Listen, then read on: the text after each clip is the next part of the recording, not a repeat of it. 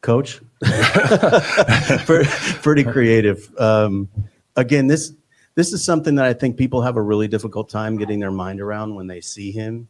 Zion grew up a point guard, and he grew up with the ball in his hand.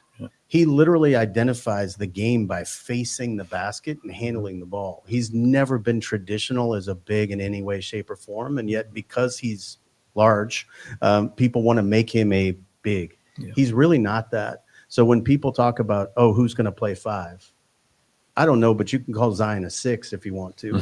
It doesn't matter. Zion has the ability to do whatever he needs to do as a basketball player. One of the challenges I think that has been thrown down to him by Corey Brewer and Aaron Miles and our staff is to shoot more of the shots that he's capable of shooting that he never seems to take. Zion can really shoot the ball. And I think we're looking at his offseason as an opportunity for him, and I know he approached it this way, to add some things to his game. But he has skill set and ability that people really don't get to see because he's so historically efficient in the paint.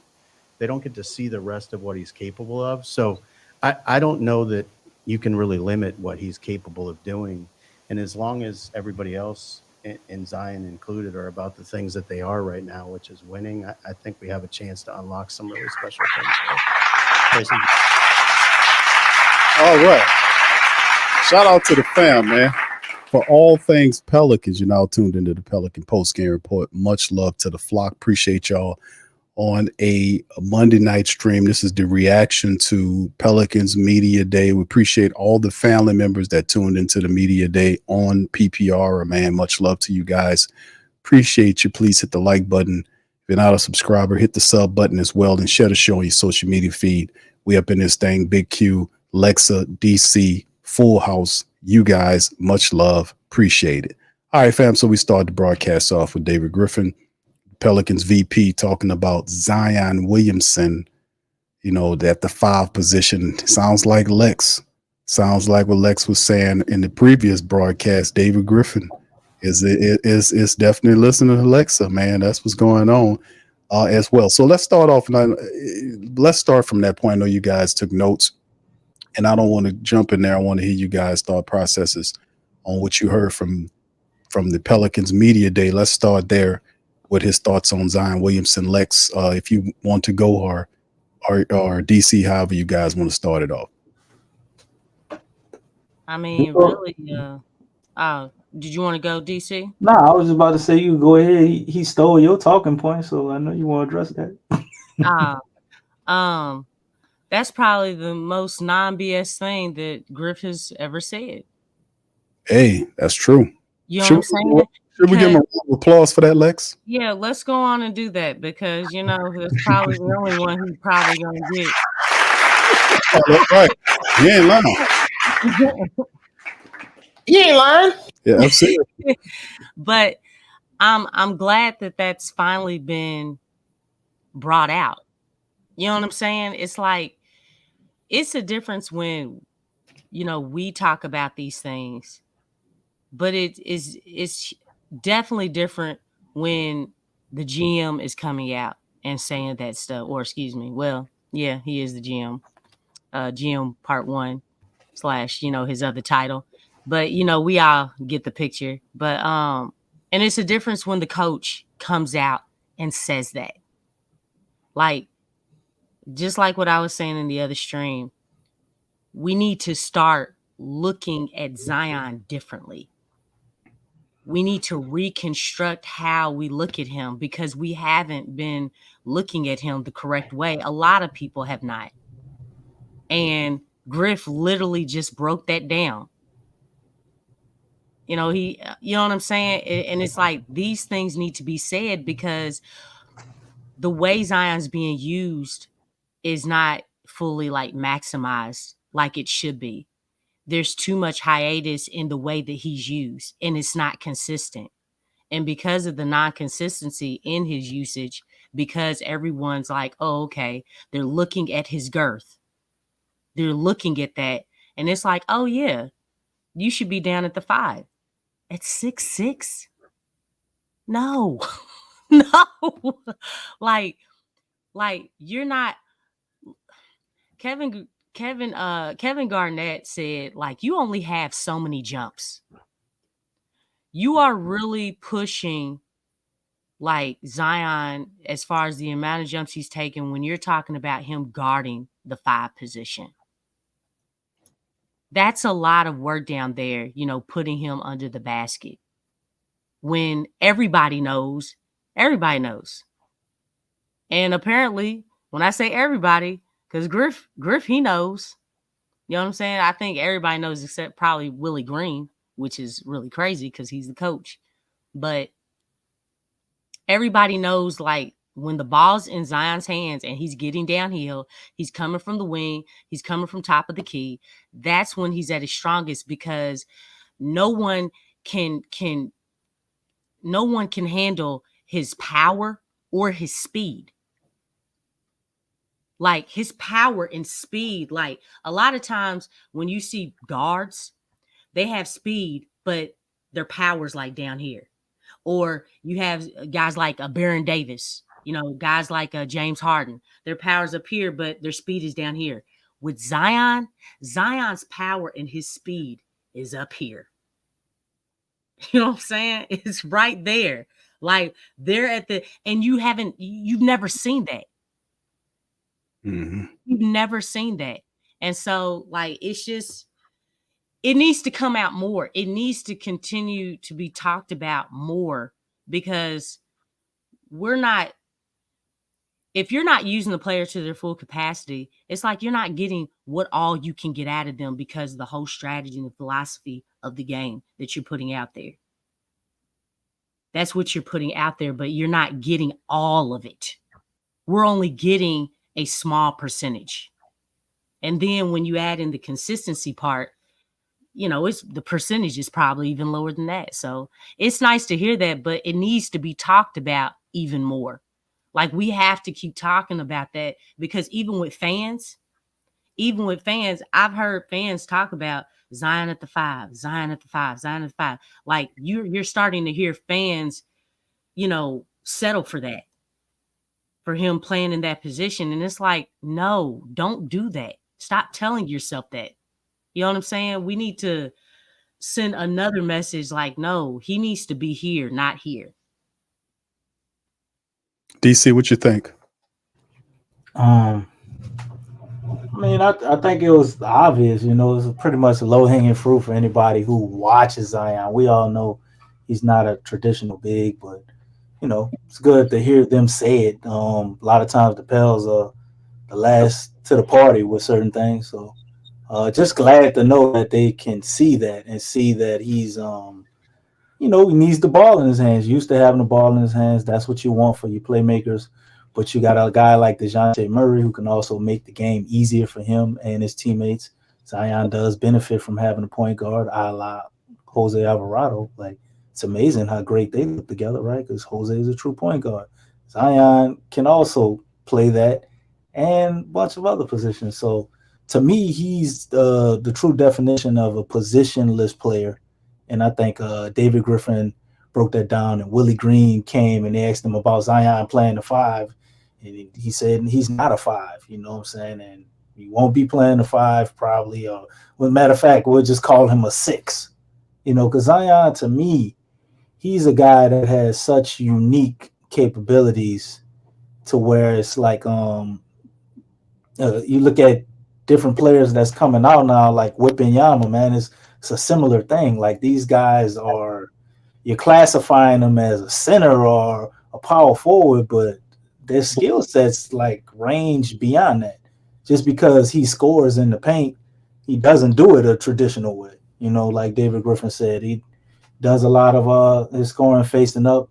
He don't do a lot of back to the basket scoring, even though he can. Zion, to me, what I'm looking for, I don't want to see him shoot a lot of shots, but the evolution of that 3-point shot, which they alluded to in a lot of the interviews of him taking some of those corner threes, him taking some of those jumpers, and Zion in his interview, I know we're going to get to it, but I guess I'm spoiling it a little bit, talking about taking what the defense is giving him. Like, that was huge. David Griffin think's hinting at a lot of those things. They're watching him in his workouts and what he's been training on. And just seems like a comment to kind of prepare the people that we may see something different with Zion than previous years. But I mean, if you watch Zion in a Lakers game and that last run at the end of the season, you already knew it was coming. He was evolving right in front of our eyes. Maybe the last 5 to 10 games of the season, he started using that turnaround jumper all of a sudden, you know. So Doc got pointing out the obvious, definitely telling the truth. So guess you got to give him some points for that, because most of the stuff he be saying be lies.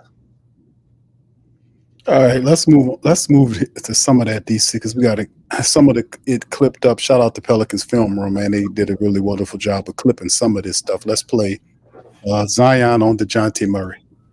What was your perspective on Dejounte Murray trade? How well have you gotten to know him? How long have you known that guy? So I already had like a relationship with Dejounte before he got traded here, and since he's been a part of the team, on and off the court, he's shown why he's an important piece, like already. So I'm glad we got that piece and looking to build off that. And be honest, What was your perspective? All right, that's some of Zion stuff. This is also his off-season commentary. Let's play a little of that for the fam. Here we go. See if I can get that to work. Really like the first offseason maybe since when you went to Duke, that you get to really just focus on basketball. There hasn't been any talk about Zion off the court. There hasn't been talk about contracts, any of those things. For you mentally, what has this offseason been for you and in your approach to the game again and just getting ready for this season?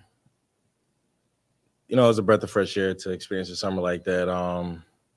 Like you said, be able to really lock in on basketball, really break down film, work on different things while in the gym. Working smarter was kind of the main goal for the season. All right, that's some of the things from the clips about Zion Williamson. I know some of you guys kind of talked about and touched on it and the thought processes on Zion. I know you did, Lex. His overall, the offseason for Zion has been very interesting, to be honest with you. Him getting in really good shape. His some of the commentary made about having a vengeance for the season coming in really good shape there. So he sounds refreshed. He sounds ready to go, and that's always a good sign because we need our centerpiece to be ready to do what he got to do and to take the NBA by storm like we thought he was going to do when he first got here. Is this the year we see Zion unleashed and totally realized? That's the thing. Is this the year Zion is realized finally for the flock? Go ahead, Lex. I think it is, and I hope it is. Because the thing is that his career depends on it at this point. Zion needs to change his whole career around. And really, I mean, obviously, last season was a huge step for him, playing 70 games. But again, he's going into year 6 and he's never been in the playoffs. And clearly, he knows that. So that's why he made that one of his goals as far as having a successful season and participating in the playoffs. So I can totally get that. And I'm glad I definitely want those goals to be fulfilled. But obviously it does start mentally and physically. He's coming into training camp, not all the way in shape. I mean, obviously you cannot replicate NBA basketball play. So that's a true statement for every NBA basketball player. Nobody is like truly in shape, with the exceptions of Olympic years, when the guys who played in the Olympics, they're basically the only ones who are in shape, because that's one thing that's been consistent. So, but yeah, I mean, he's coming in, he's feeling good physically, mentally is matching where he is physically. And I think that's what makes his mental state, so important, because everything's matching up, everything is syncing up. And I think it's been kind of like just a turbulent road when it comes to those two things. So I can definitely see that he's got a chip on his shoulder. I mean, that's why he said he's out for vengeance, not necessarily against a particular player, but for himself. Like, yeah, like it's personal. You know what I'm saying? As you know, kind of like how Coach Prime would say, you got to make this thing personal. And that's what it needs to be. You have to have a chip on your shoulder. You have to be pissed off a little bit. Another thing that he said, and that came up again, he didn't say it in the interview, but a lot of people are talking about how he's been mentioning the 44-point loss. Actually, CJ mentioned it. He mentioned it. He thinks about that still. And remember, I told you, Big Q and DC, I told you guys, I don't want these guys to forget that game. Now, I don't know about everybody else. Clearly, CJ has had it, but when he talked to Zion, he kind of regurgitated that's what Zion was, thinking about. That's one thing that he's been thinking about off season. And sometimes things as far as, struggle and things that, that really are embarrassing and really just put a bad taste in your mouth. Sometimes things like that pressure and that struggle, it changes you. It's like, look, you know what? This can never happen again. It can never happen. But I said, I did not want these guys to forget that game because it was embarrassing for the whole team. And it was multiplied by that even more with Zion because he was out in the forefront. Everybody blamed him and attacked him and criticized him heavily. It wasn't anybody else. Everybody else was safe. But with Zion, it wasn't like that. So I'm glad that game, which was last December, early December, I'm glad that that's on his mind.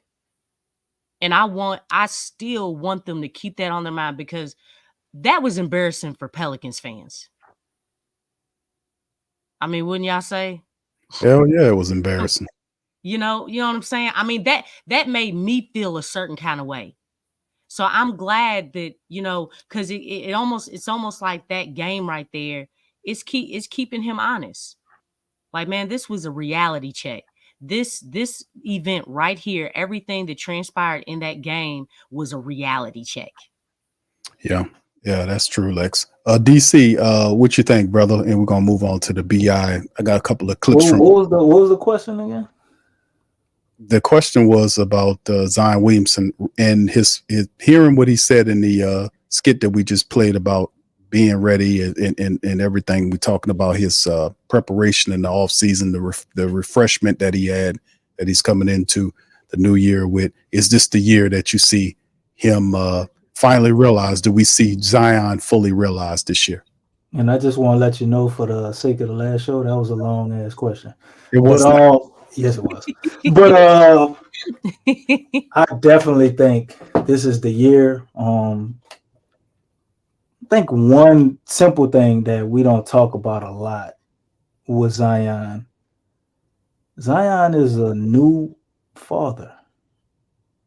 And that can be a very humbling, grounding experience and provide you with a lot of motivation to really go out there and get after it.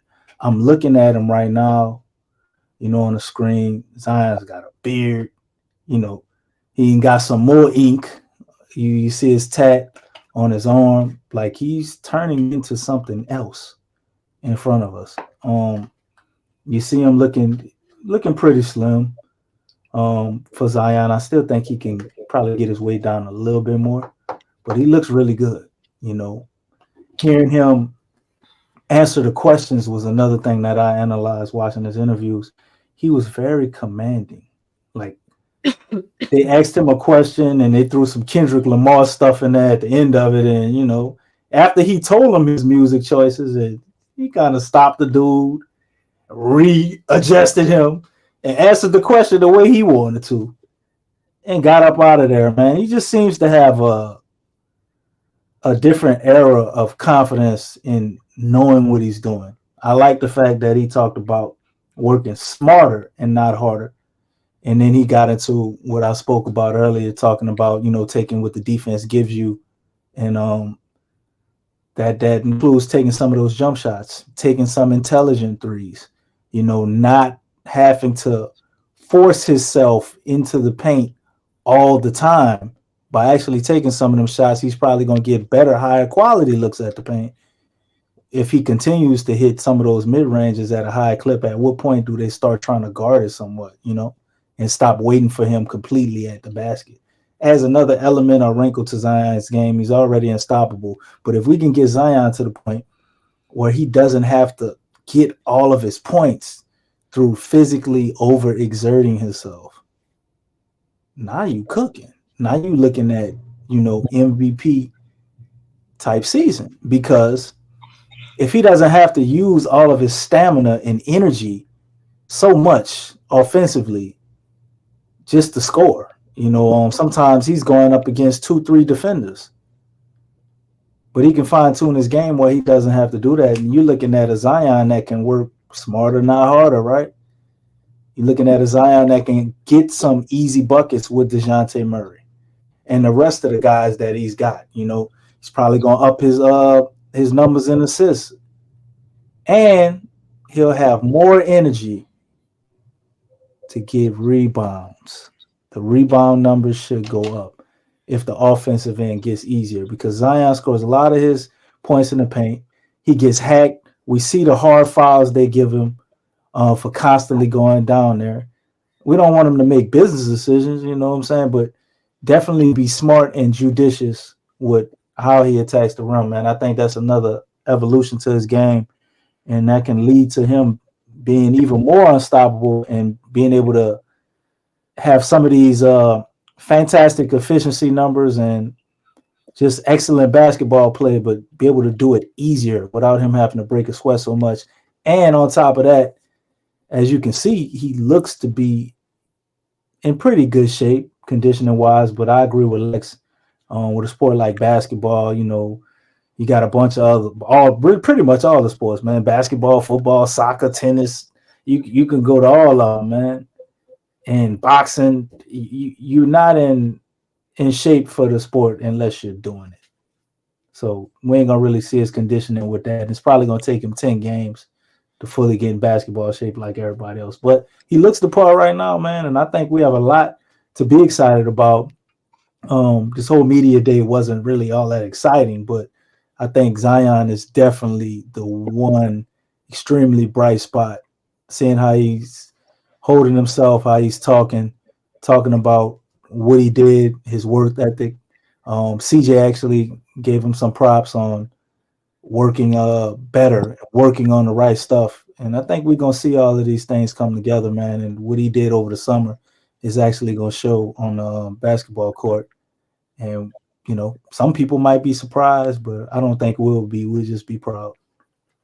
Yeah, it's going to be interesting, man, to see how it all plays out with Zion, man. And it's the frustration of the flock, man. We have to see something dominant this year, something that we haven't seen before. Maybe perhaps Zion plays more than 70-plus games this year, leads the Pelicans into the playoffs, and gets a deep playoff run. Will be cool, man, to see, because this team is loaded. Let's move on to the next one, man, as we keep this thing moving. Let's see this BI skit right here. This is a skit right here where BI is talking about playing out the last season of his contract on the extension. I'll play that one and another one. Here we go. Got 1 year left in the deal. What are your thoughts on, like, do you anticipate playing this year out on that contract? Do you expect to get something done before the start of campus? What are your thoughts there right now? I don't expect anything. I'm just happy to play basketball right now. I don't know what's going to happen, but I just expect to play basketball, yeah. And I think you got 1 year left in the deal. I got to hear that one again, man. What are your thoughts on, do you anticipate playing this year out on that contract? Do you expect to get something done before the start of campus? What are your thoughts there right now? I don't expect anything. Um, I'm just happy to play basketball right now. I don't know what's gonna happen, but I just expect to play basketball. Yeah. Let's get Bi a cup of coffee, man. He's like D'Angelo energy, man. And also, this is another one right here. I guess, and this is about Bi saying, saying that asking does he have something? How this summer transpired for you? For you in the contract negotiations, everything being kind of in the public talked about. Do you feel like you're entering this season with a chip on your shoulder, with maybe something to prove? I guess something to prove. But more just getting back to loving the game again, loving the process, and knowing what's important. And I think that's winning basketball games and making sure that I'm my best self every single day. And I think I have a good mindset to do those things. You come to how this. All right, that's some of Bi stuff from the press conference. Of course, there was a little bit. Say Big Q. Go ahead, DC. I hate to cut you off. Well, not really, I'm lying. But you need to find a clip where Bi, they asked him, because they asked Willie. Willie's interview was actually before Bi's. And they asked Willie about Bi getting up more 3-point shots. Yeah. And one of the interviewers asked him a question in reference to the question that they asked Willie about Bi getting up more threes. Like, well, did you look at some of your old tape? And because he shot a lot more threes, right? Under Alvin Gentry and Stan Van Gundy. And man, the reporter was asking the question, and it sounded like, I didn't go back and listen again, but I was hoping we could find that clip because it sounded like he mumbled under his breath, Willie Green ain't like to ask me that shit. That would have sounded like. Said something. I don't remember. He said something, and it was very like it irked him or agitated him. What he said. I don't know if he said he ain't gonna have to ask me that, or if it was something more defiant, like I'm not changing. Yeah, it was something. Let's see if we can find that clip about him asking about his 3-point shot. But for right now, go ahead and keep breaking your stuff down. I know why you. Well, he definitely need a cup of coffee. I agree with you on that. But Bi is always mild manner like that, man. Really, really talks very low. That's just in front of us. According to his teammates, he is not like that. Well, he's probably trying to, really think about what he's saying, not say the wrong thing. You got to be professional. So I don't know. I think some guys with the lights and the cameras on, like he might curse a lot or something. Like he, just don't want to mess up. Really thinking about everything he's saying. But man, the thing we're watching Bi, I looked at the pictures, I looked at this interview. He just didn't really. I don't know, man. Like he don't really seem like he give a shit. I felt that. I felt that same. He's always laid back. Just too. Right, but he just really. It's like that. Bi's always laid back, but he has like an intensity to him. Like you're looking at him, you can kind of see it in his eyes and his mannerisms and stuff. I didn't see him smiling a lot. Usually, most media days, he smiles a lot. He's a little goofy with the players and stuff when you're not looking. I've seen him talking and smiling a little bit, but not a whole lot of conviction. Yeah, and then the questions they asked him, man. Bi was like a steel trap with these questions, man. And other than him rehabbing, for most of the summer, like you didn't really get anything out of him with this interview, man. Like you can't watch his interview and draw anything from that. Like he gave this whole spiel about him figuring things out and how to communicate with his teammates and his coaches. And it was like, what? And they asked him about the end of the season or if he had a chip on his shoulder. And he went into talking about communicating with his coaches, with knowing how to communicate with coaches now. And I'm like, what the hell is going on? His mental state. What does that say about mentally? He's tapped out to me. I don't think he's Bi is a professional, so I think he's really just going with the flow of things. This is, I think, our version of him taking a back seat. I think they told him Zion's, going to be the guy or whatever. I'm sure we're going to have shots for him, but I don't know, man. He seems kind of hands off. He could be a little down on himself because he did say that his knee just recently started feeling normal. So the whole time we're talking about BI not being in these workouts and all of that, he was still rehabbing his knee. All right, hold on. At least that's what he said. Let me play this one. I think I might have found it. BI get your threes up is something that he's going to say often. You looked at older film where you did shoot more threes or things like that and thought about incorporating that, how you might incorporate that back in the game. And then the other part is without Jonas, there isn't really somebody this team can throw the ball into in the post. And you've shown at times the ability to post up in the mid-range, and thought about incorporating that, how you might incorporate that back. We can make it easy for each other.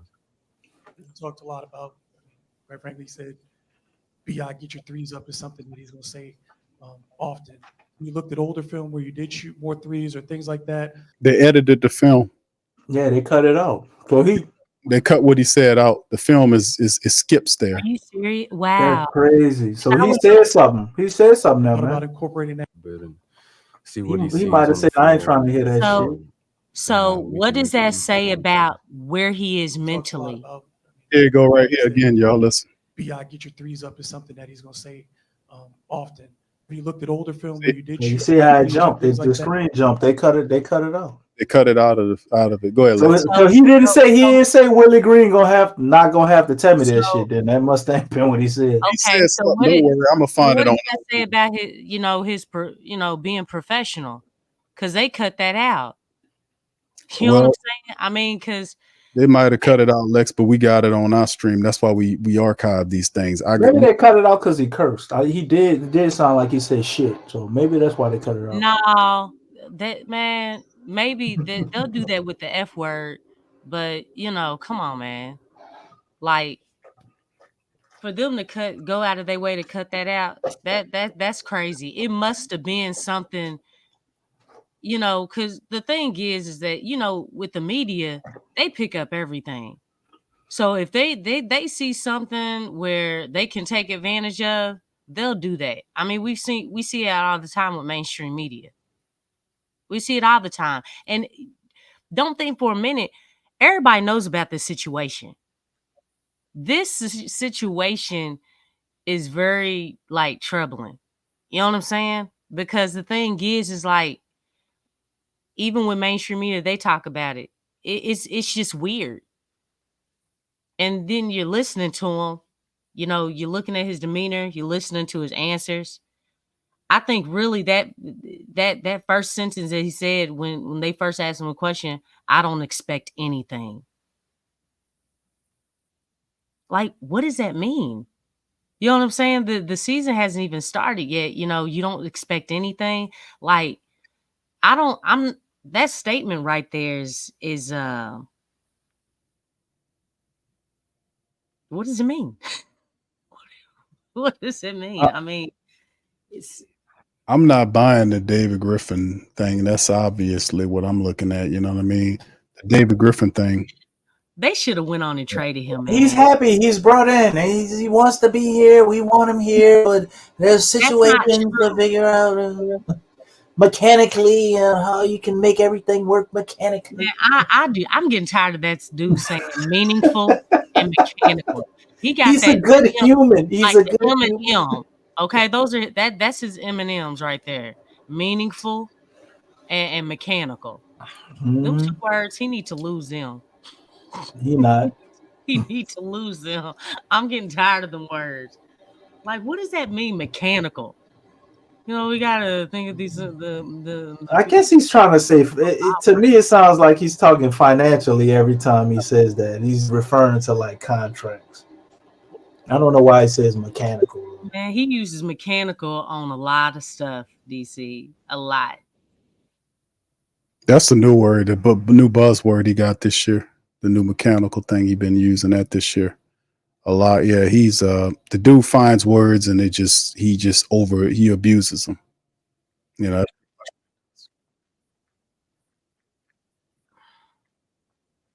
I was trying to find that part because we also copied the stream. I'm gonna find the part where he says they edited it on theirs, but it's not edited on ours. But anyway, while we keep doing that, let's keep it moving, man. Let's move on to the next talking point.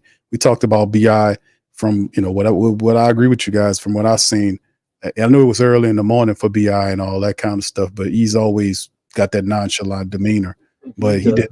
Yeah.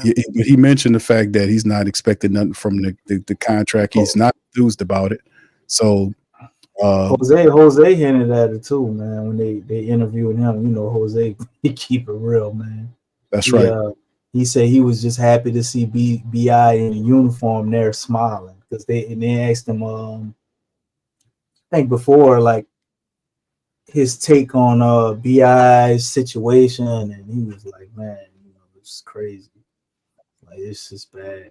Like he was saying something about it being bad before they started interviewing him, and it's just weird, like the whole thing. But Dejounte went into the whole spill about them having a relationship and da da da. I don't remember BI saying anything about Dejounte. Hold on, just a second. Actually, he did. He talked about Dejounte and them being in high school, same draft class and all of that. And they've been friends and da da da da da da. That was the most upbeat I think I remember him in the interview when they asked him about Dejounte. Yeah, they were a few camps together, like in high school. And BI did mention the fact that he just wants, he wants to have fun again with the game. He wants to. He did. Yeah, he said he was just happy to be back playing basketball. So maybe some of this is him. He's upset and frustrated, but he's trying to work his way through it. Because I think he's gonna show up, man. I don't think BI gonna be no dark cloud over the team like you heard in some of them articles and be causing problems. I think he's gonna go out there and try to really, to do the best he can for the team and himself. I do think he's gonna be a little selfish, and I mean he has to be. Like you're potentially getting traded, you're in a contract year. Like he gonna be trying to show out a little bit, and see the situation, rightfully so. We gotta trade him if we don't want to see that because it has to happen. All right, Lex, go ahead quick because I was gonna play from the part and see if this our copy's not edited, so we'll see what he says. But go ahead, Lex, what you was gonna say? No, I just think that's kind of a concern because if he's trying to be a little bit more selfish, how does that affect the team? You know what I'm saying? And because we know, like positively, I think, unless it gets out of hand. I mean, but that's the thing, though. I mean, in the past, you know what I'm saying? When we've seen, look, when Brandon's not bought in, which he showed that last year, we saw how it affected the team because everybody thought it was Zion who wasn't bought in. I mean, Zion talked about that publicly, and it seemed like people went in on him for being honest. But really, we didn't hear anything about Brandon not buying in until the exit interviews. You know what I'm saying? So, it's just because, he just didn't talk about that stuff. Zion was upfront about it. He was like, hey, I'm having a hard time buying in, but I'm trying. You know what I'm saying? We didn't even hear that part from him. So, I mean, I'm just looking at that because really the whole situation seems like deja vu because he knew, like, even last year, he was coming up for that extension. You know what I'm saying? And really things just didn't work out throughout the whole season. And he said that from FIBA to, all season with the Pelicans, it wasn't his best season in a Pelicans uniform. He said that verbatim.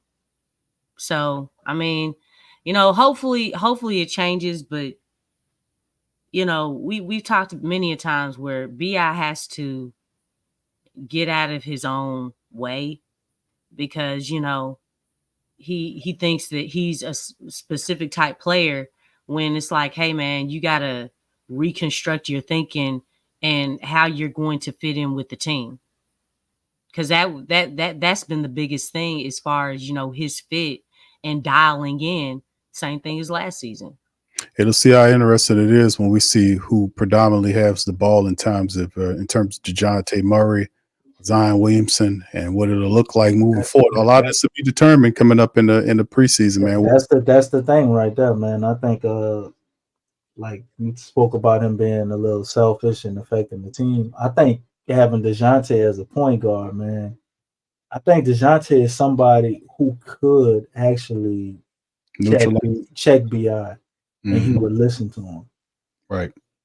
And he's also going to be in control of distributing the ball. So if he get too selfish in a negative way, like we have a point guard, that's what they're for, right?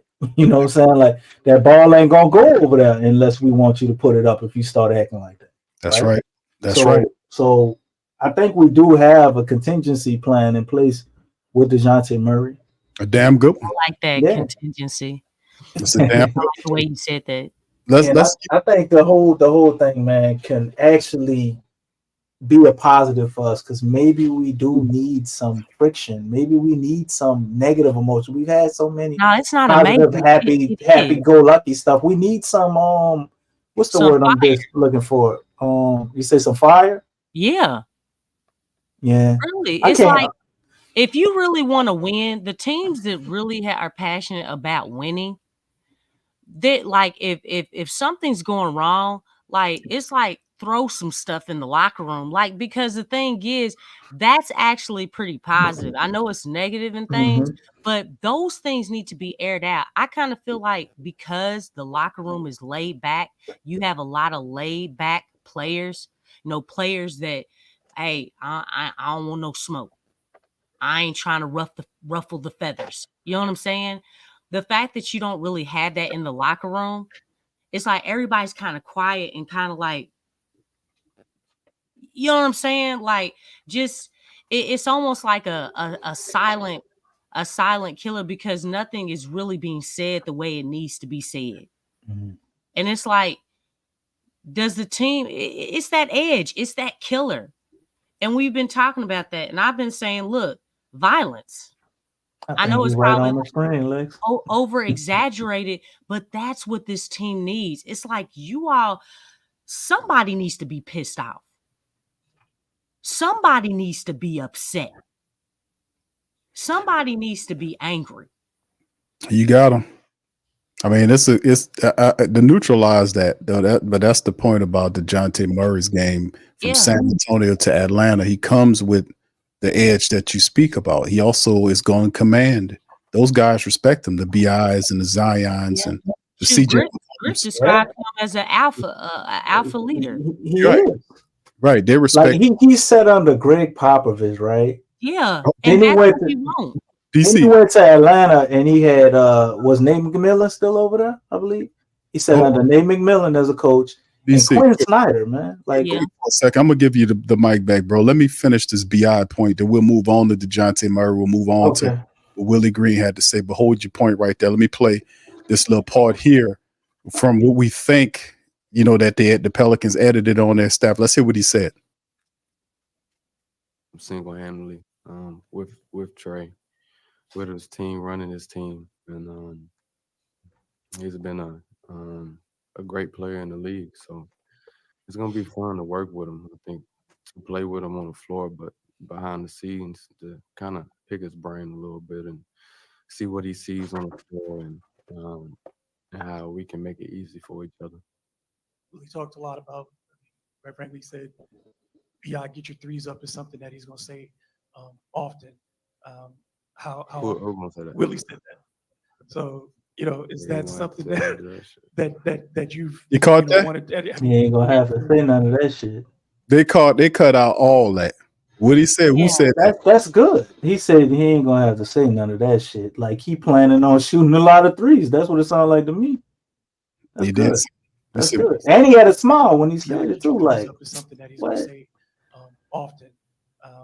Who gonna say that? Willie said that.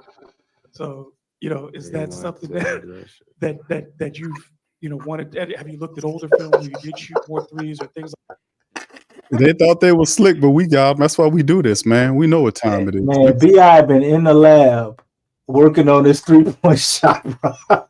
That makes some more money. I want it exactly. So he's been listening to what everybody's saying about him not shooting threes and this mid-range game, but it's not involved with the BI gonna come out shooting See damn what he three. sees on the floor and how we can make it easy for each other. We talked a lot about, quite frankly, he said, BI get your threes up is something that he's going to say often. Who gonna say that? Willie said that. So, is that something that you've, wanted? Have you looked at older film where you did shoot more threes or things like that and thought about incorporating that, how you might incorporate that back in the game? And then the other part is without Jonas, there isn't really somebody this team can throw the ball into in the post. And you've shown at times the ability to post. Yeah, long ass question like you block and on the low block. Is that something that maybe that you also want to add to?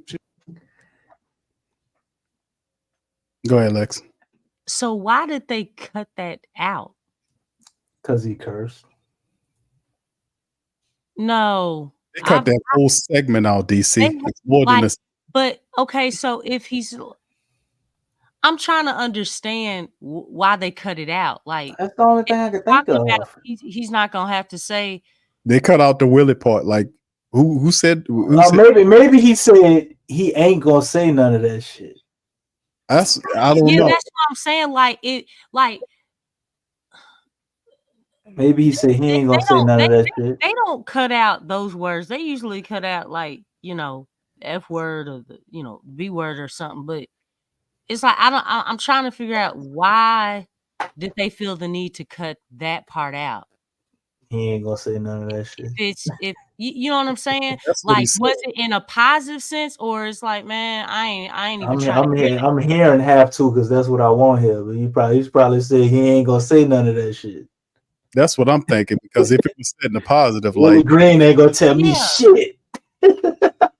You know what I'm saying? So, and that's what I'm saying. I think if they cut that out, I don't think it was in a positive. I think he was like, man, I ain't trying to hear that.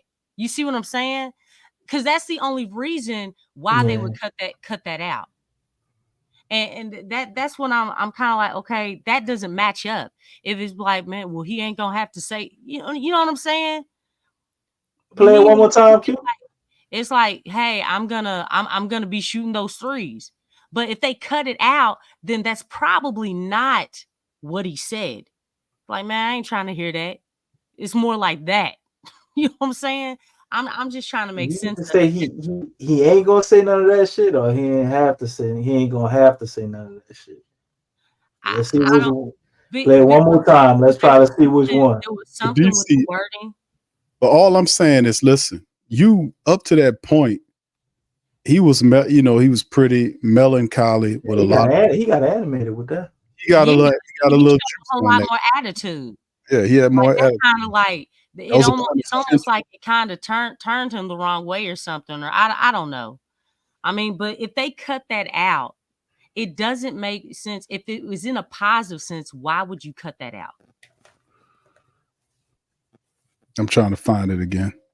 And what we're saying for some of the family members that's joining us here is the fact that the Pelicans rendition of the BI interview was edited. The interview itself was edited at a point when the reporter asked BI about what Willie said in the previous, because Willie was before him, way before him, about him shooting more threes. And I'm gonna play that momentarily. But they cut out the point all the way from when he says, who said that? Like the guy asked me, said Willie said it. And then he said something. They snipped all that out. All that got. He was waiting for him to say Willie, huh? Well, and to put it in context, man, we got to remember that the last game of the season, Brandon Ingram was benched. Has Willie Green lost Brandon Ingram after that? Well, according to Willie Green, he said that they in a good space. Like he's been fantastic. But see, come on, that's why I was saying stuff was not matching up. You hear me? Like stuff ain't matching up, man. It's like, okay, y'all saying that, Brandon, he's great. He's in a great space. And then we're listening to Brandon. It's kind of like, are y'all sure? You know what I'm saying? I don't No, trust. that's just Brandon. That's his personality. No, That's just no, Brandon man. being Brandon. I don't expect anything. Hey man, I just want to play basketball. I don't expect anything. That don't sound like one of them, like, He's a man. He's not a man of many words, you know, Brandon. Because listen such a to the goofball. words. He's in a fantastic space. He's in a great space. I'm sure if you ask him that question with more clarity, he'll give you a more in-depth answer. That's just Brandon being Brandon. Did you all hear when they asked Brandon about fair value? They did ask him about his Instagram posts.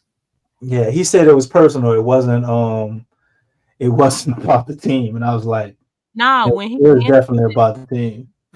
He was saying, he answered like, what it's all about what you do, what do you do well and what you don't do well, and how you treat people, your character, and your body of work. That's some of the things that he talked about. So I was like, okay, so, huh? You know what I'm saying? In basketball terms, like,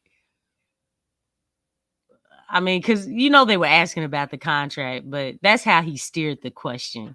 Tasha, you need a hearing test.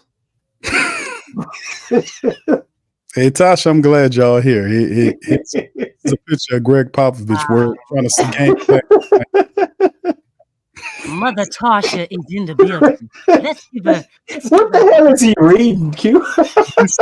He's got a game plan for Zion. Say the clock tower.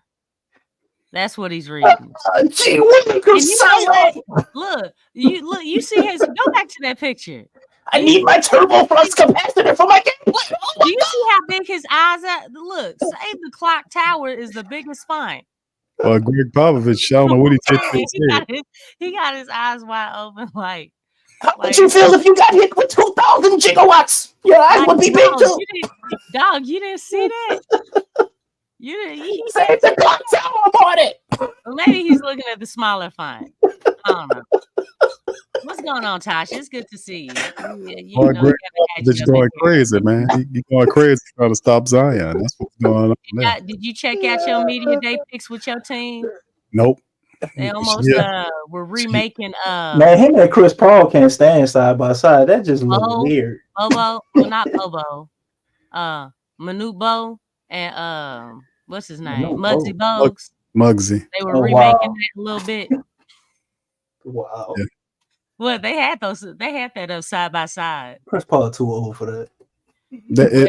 Tasha ain't worried about they that. They should have remade that. They can still do it though with the basketballs because they had 3 basketballs. He leaned on him, he probably hurt him. So I mean, that would have been really tight. Yeah, but if he leans on him, he probably injure him. He'd be out half the season. So. Oh dang! Don't. All right, so let's move to one of our favorite people, Willie. You hear a couple of snippets. I thought was going to Dejounte. We'll go there in a second because we've linked BI and Willie. Oh shit! So we have to go there, and then we ain't gonna lean on it because we got a few more topics to cover. Then you say Willie Green, man. You gonna make the horns come out of Lexxah? No, Lex has. Hey, I don't have Lex assured us pre-stream before we got on here. Okay. And Lex was gonna be cool on Willie. She's good. I didn't say that. Okay, that's good. I didn't say that. Don't speak lies out of it. You good for putting words in people's mouth. You stop that, bro.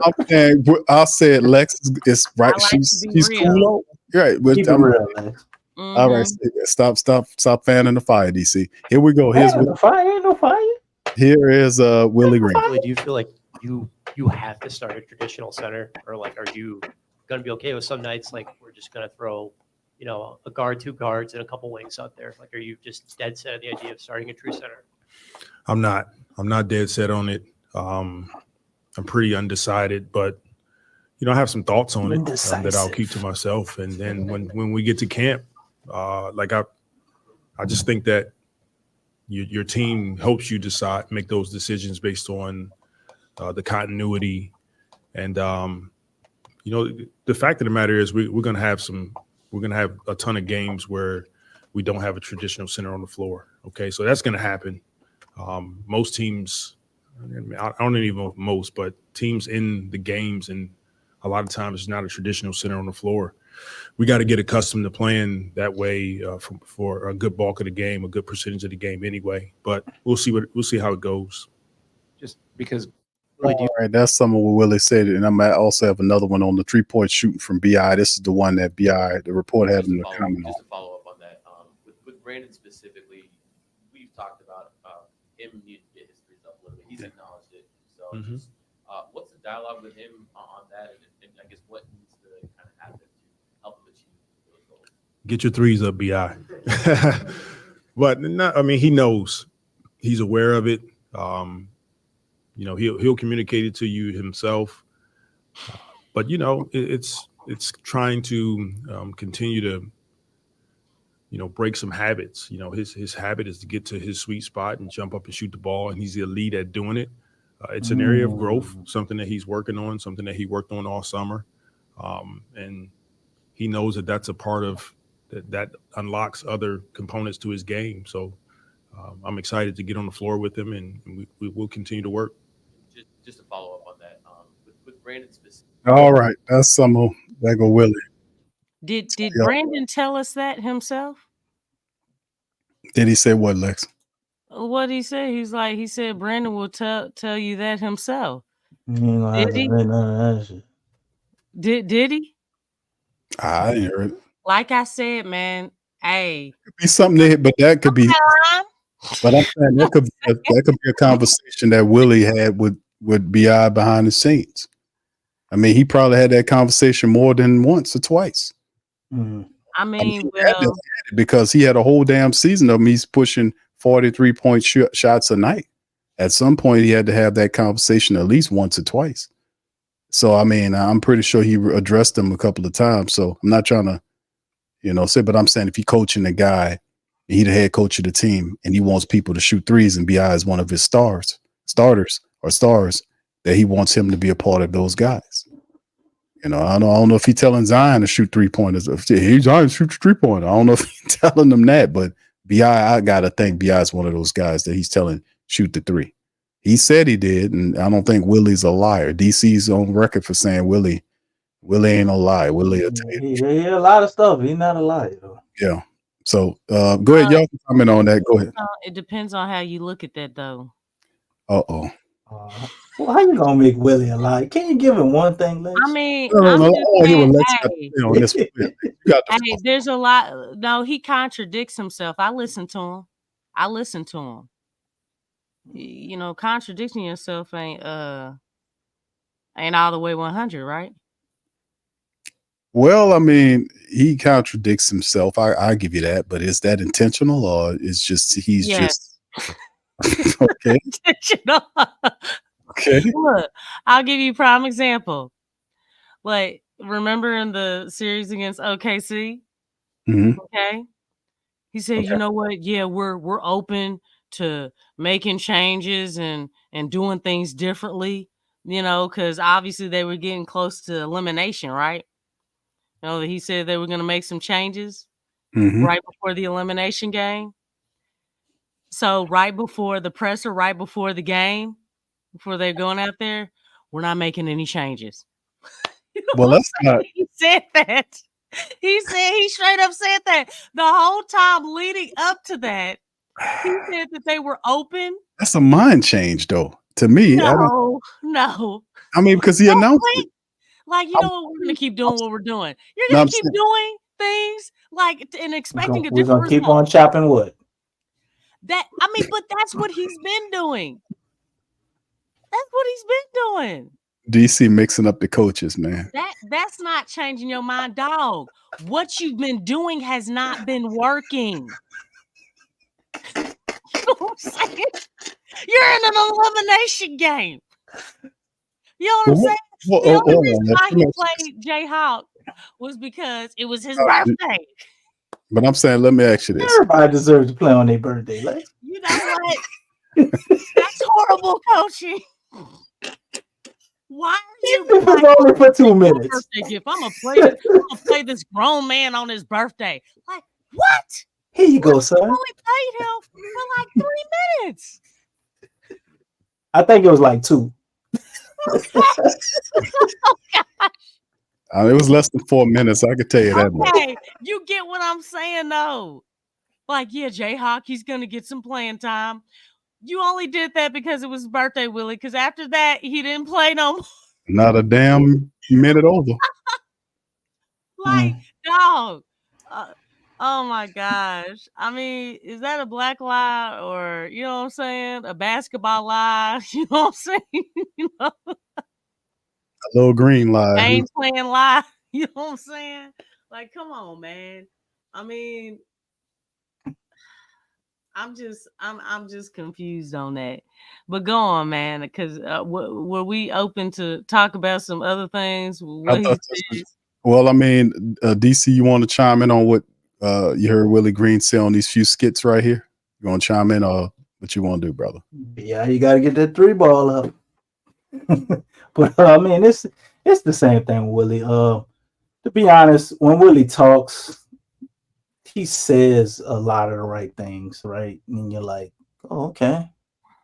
You know, he talked about him needing to improve as a coach, and he wants to continue to evolve. You know what I'm saying? And not turn into this guy, apparently, who's lost his mind. But he would like to take some of the lessons he learned from that guy and implement them here. And he talked about having the coaching staff on hand to help fill in the spots where he's not good at. Well, the only thing I want to say about that is make sure when they're trying to fill in the spots where you're not good at, that you don't become stubborn and don't listen, or that you listen and then you go back to the way you were doing it before you listen. Because that's the issue, you know, I think we see a lot of times. Things get corrected and then we don't stick with them. So Hey, that I sound didn't like hear anything about that in the interview. That's really what I was looking for. You know, hey, you know, yeah, I'm working on not being so indecisive, like not knowing whether I'm going to use a traditional center or not. But maybe he's just saying that for game planning purposes. You know, who knows? I did like the fact that he shot down Daniel Tice being automatically injected to be the starting center. And he said the guys got to go through training camp. I got to see him. Like, okay, well, that's what I would think, you know, you should say, because you have to give everybody a chance, man. We have an open spot. Nobody has any claim to that spot. Let it play itself out and see what's the best set of lineups and the best guys to put in place instead of just trying to predetermine it. So they like that. But other than that, it was, you know, the regular Willie Green pretty much interview. He's perfected the art of giving us a tape of an interview because they all sound the same at this point. So the same old Willie Green. Yeah, they do sound the same. Yeah, they do. Okay. Go ahead, I Lex. do want to say this. There was a statement that he made that was this to this day is still troubling. But he said, and this was verbatim because I wrote it down. Willie? Yes, I wrote down a lot of things. Are those notes all on Willie? Yes, this is a full page for him.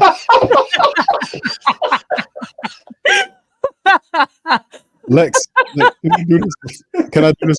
You have this I extended. did a full page for each person, you guys. Okay, but his actually took up the whole page. Hold on, Lex. Hold on. I want you to talk. Dang, he did. Look, he got more than Griff and Bryson Graham. They still play ball, Willie. Lex, hold on just a second. I'm gonna let you run your list down. Let me play this for the last time for BI. This is what Willie and what BI was saying about Willie telling him to get his 3-pointers up. You get your 3-point shooting up.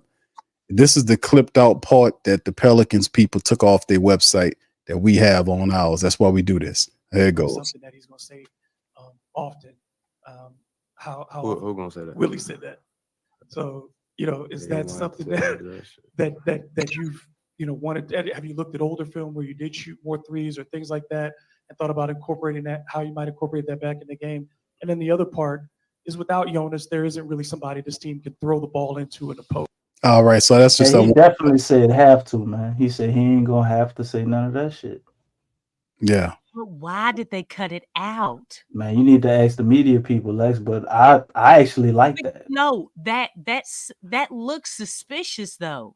Is that really what he said? Because if it's that doesn't reflect Brandon Ingram of being a wonderful human being with him using such profane language. We need to remove that from the audio log, and it doesn't work mechanically with the situation and the type of brand we're building with this team. So I need you to remove that. You got to be a little bit more light sounding, DC. You got to sound. Man, I got too much bass in my voice doing that. You got to take a little bit more of the bass. Damn, Q, how much more? I'm speaking through my nose. Like and you got to be you got to be more robotic in your. You got to be a smooth criminal. Yeah, you got to be. Next, go ahead and get to your talking points on the list. Can you run through them expeditiously? Yeah. Sure. I mean, and I put spaces in between them. Okay, because I just wanted to be organized. But one thing that he said, as far as having a talented roster, I don't know if I'm sleeping better because we do have a talented roster. That's crazy to me. I mean, do you want a bad roster so that you can sleep well? Well, then he come on, Lex. You got to cut him some slack. He went in and talked about you can't play 12 players, and DC, hold on. Let we're gonna break it up. We're gonna get our comments in. I just want Lex to go through the list. Lex, go ahead and run it down. About the barbecue. The last time, like he said that, obviously last year was a talented roster. We've seen what he's done with the talented roster. We say that about DC all the time. What's the point? No, I'm saying, like, dude, if you have a talented roster, that should actually be easy. Why is it hard? Like, he's such a great shooter. He shoots like Steph Curry and Ray Allen, but it's hard. It's hard to get him out there. Huh? You're finding it hard to put somebody out there? Baby Ray Allen of all people. You got a lot of good Curry. And got a lot of good people. I'm just saying though. You got a lot of Steph Currys on the bench too. DC, cut it out. The man got a lot of. And I don't know if y'all noticed, but I heard the Warriors a lot with Griff. With you know what I'm saying? Did y'all hear that when they were talking about? They are really trying to replicate the system that the Golden State Warriors have, but it's like we don't have snipers. I mean, actually, they're not like them, but you got Trey and Trey, Jordan, CJ. I would consider all of them snipers, to be honest. Oh my goodness! They're not Steph Curry and Klay Thompson. Goddamn. DC, they are snipers. What you talking, man? Them two are the best shooters in what? If you put a top in the history of the game. Yeah, they're like one. They're like 1 and 2. Maybe you could say Baby Ray after Steph and then Klay. But I'm saying you put both of those guys together in the same era of time, man. You don't see that often. You don't see that type of stuff. And Draymond Green. No, and put a team. Have a Draymond Green either. You see the talent, the team, and put it around them and what they did and how they did it. Man, they changed the game, bro. We got to that was some groundbreaking. You got an Andre Iguodala, though. The Pelicans don't even have shooters. Like, they don't. And the fact that they mentioned them, and Zion kind of checked that. He was like, man, this team is, we ain't like that team.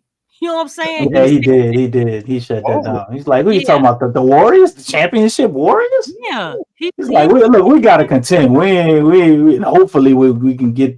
And I'm glad he did that because it's like, what are y'all doing talking about the Warriors? Like, no. Come on, people. Difference in ideologies again. Huh? Yeah. Okay. What else you got, Lex? One thing that he said that was also troubling is that he's coming. He said this verbatim. He's coming into a head coach. What does that mean? Big Q ain't want to hear that shit. What does that mean? I had a pause button. This is your what? This is your what? He said that He said it. I was listening. He started off as an assistant, Lex. What do you mean? This is going in year 4 as being a legitimate head coach. I was given the job a little too early. What are you talking about? You're coming into a head coach. He meant to say he was coming into a elite coach, elite head coach. Okay, GC, cut it out. I see what you're trying to do. Hey man, what does that mean, Big Q? What does it mean? What does it mean? I can't explain what he's talking about on this show. This is a childish. He's not been a head coach this whole time. He's been an assistant head coach. Into David Griffin been coaching the team. Head coach. I put hey, listen. I don't know what's going on here with what he said there, and this is a children's show. But what's your next? You think you're still an assistant coach? What? No, I don't. Realistically, you know. Listen, it's levels. James Borrego on the staff ain't helping. It's levels to this, right? We know that level 1, level 2, level 3, level 4. At some point, you get more experience. Still on level 0. That's right, Q. Clean it up. Come on, clean it up. All I'm saying is, remember what Trey Murphy said when he cleaned up just like Dennis Allen. Come on. Oh my gosh, coming into it. What are you talking about? And you're going into year 4. Okay, go ahead, Lex. What's the next point? He said he want to be a steady climber as a coach. That's not bad. How you gonna make that bad, Lex? Come on, that's not bad. That's not bad. That's your one comment I disagree with. That one, that ain't bad. What you gonna say? Where he climbing to? What you got? A steady climber?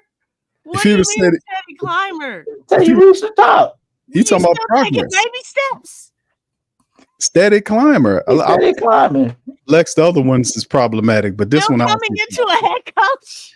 Oh no, yeah, you got him with that one. That second one is that I don't think he meant what we thinking about. No, he said that first. I think Willie might be having an affair with an assistant coach. Everybody in the chat, does that make sense? In year 4, are you still coming into a head coach? He forgot the other word, Lex. Did Willie go to a Diddy party? Oh wow. God damn. He's a Christian. We're gonna put a pause on all this shit. Lex, what's your next point, please? No, that is kind of crazy, man. Because that would own it. I don't know what's going on. I wasn't even thinking like that. I was really thinking like what Lex was talking about, but when you put it in perspective like that makes it like 10 times worse. Willie better watch it. I'm listening. I'm you like that fast talking dude that don't be saying anything. What's his name? Got caught flirting with that lady. What's his name? DC. What are you talking about? That little fat guy that be fast talking and not saying nothing. Are you talking about Wendy? No. It's another. I don't know what you're talking about, man. The kind of heavy set brother with the glasses that be on the. Oh, you're talking about Drewski, huh? No, comedian dude. No, not him. What's the? Y'all know who I'm talking about? It's the little fat brother. No, it's what he be on? He's like a sports commentator. He be on political channels. It's a little dude. He be saying, "Oh yeah, about the judge, her vanilla, her chocolate lusciousness or whatever he was saying." Y'all know what I'm talking about. What's going on, man? I don't know what you're talking about. Dude, the little fat dude, man. You must have found you didn't drunk that spiked pineapple juice you be selling, huh? Yeah, no, that's the stuff. I don't know what the hell you talking about. The little dude, what's his name? Duncan. The little fat guy that be saying a bunch of words but ain't saying nothing. Clark Duncan. What's his name? What's the man name? Clark Duncan is his last name. Y'all know who I'm talking about. But anyway, go ahead, Lex. You put a clip up of him, bro. No, I can't. We'll put it side by side with Will. It's not interesting, bro. But go ahead. Go ahead, Lex. Next talking point. He did state that he needs to be better in the clutch. He did put that on himself. But I mean, there really wasn't a whole lot there because the stats proved that. So that was great. He did mention Jayhawk, but obviously he mentioned his defense. No, Jayhawk has to find a way to carve out some minutes for himself, and it starts with his defense. Yeah, so you got a dude who's a prolific shooter. But DC, everything truthfully, DC, he mentioned that he need to play better defense. We get it, but like him carving out minutes for us, he should have some mandatory. CJ needs to play better defense. And what year is he in? Hawkins said he didn't. He need to get on his get on his defensive game. Yeah. That's He said he got stronger. He's been working out on his strength and a lot of different things. They actually did say to give Hawk a shout out. Him, JRE, probably Herb, and somebody else. Man, they say they've been living in the facility. Probably Herb. You said Herb. Trey. I threw Herb in there because it's got to be. It wasn't Trey. Probably the rookies too. It wasn't Eves Meese's. They didn't say him. Antonio. Zion. Antonio has been up in there. It wasn't Zion either. Matt Ryan. It might have been. Was it Dejounte? Probably was Dejounte. Maybe Dejounte, Hawk, JRE, and probably Herb. They've been living in the facility. All right, let's let Lex go ahead and run them down. What else you got? No, that's basically it. I put really big, because they were asking him about, just strategies and things that he's working on over the off season. That dude wasn't working on nothing. Damn. I'm like, dude, Lex, go ahead, call him. You ain't studying your team. You ain't studying the personnel of your team in the off season. You just gonna wait till training camp. I don't know, man. I mean, look, because some of this, he got things, but because some of them not be wanting to tip his hand. He said that though. He said he got ideas. He ain't gonna tell y'all. He gonna see how it go in training camp. Okay. I'm sure he knows some things, because the players were saying the same thing too. Like when they were talking to them, they were like, we ain't even had all I know is he was talking right at Lex when he said that. What were you working on? Absolutely nothing. Say it again. Oh, damn, Lex. You know what I'm saying? Absolutely. Willie is a lot of things, but he's not a liar, Lex. He was working on something. Chicken. He might have a new motivational speech. Do you need more examples? He might have a new motivational speech, and we're definitely hanging a new banner. That's what he's been working on. The head coach is really, really weird to me. That was. All right, it's Lex. Only Lex could say it. Q, don't say that no more, and I ain't gonna say it. I'll leave it alone. Hold on, Lex. Listen. I just wanted to say those things. Look, I'm expecting more, and a lot of the things I heard was, like you said, DC. A lot of the same things he's been saying. I don't hear anything different. It's like it's not trending upwards. It's stagnant. Okay, which means it's not trending upward. Stagnant means you're not growing. Okay, that's just as bad as, getting worse to me. Because if you're living, any living organism, okay, grows. Okay, grass don't stay stagnant; it grows. Trees don't stay stagnant; they grow. Okay, life itself. You don't say you keep getting older, right? And Willie is green, so he gonna grow too, just like them trees. That's my thing. Nothing. When you're talking about growth, you're not staying stagnant. And I think that's the biggest thing that I have. Like, I want to see that growth. I want to hear that growth coming out of your mouth. That's what I want to hear.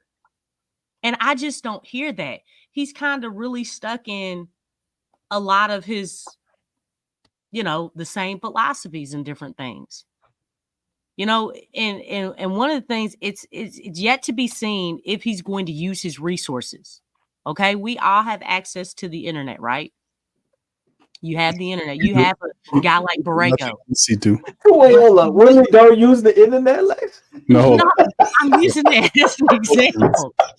Look, the thing is, the internet is a powerful resource, but if you don't use it, how can you really take advantage of that resource? And it's the same thing with his coaching staff. That's yet to be seen.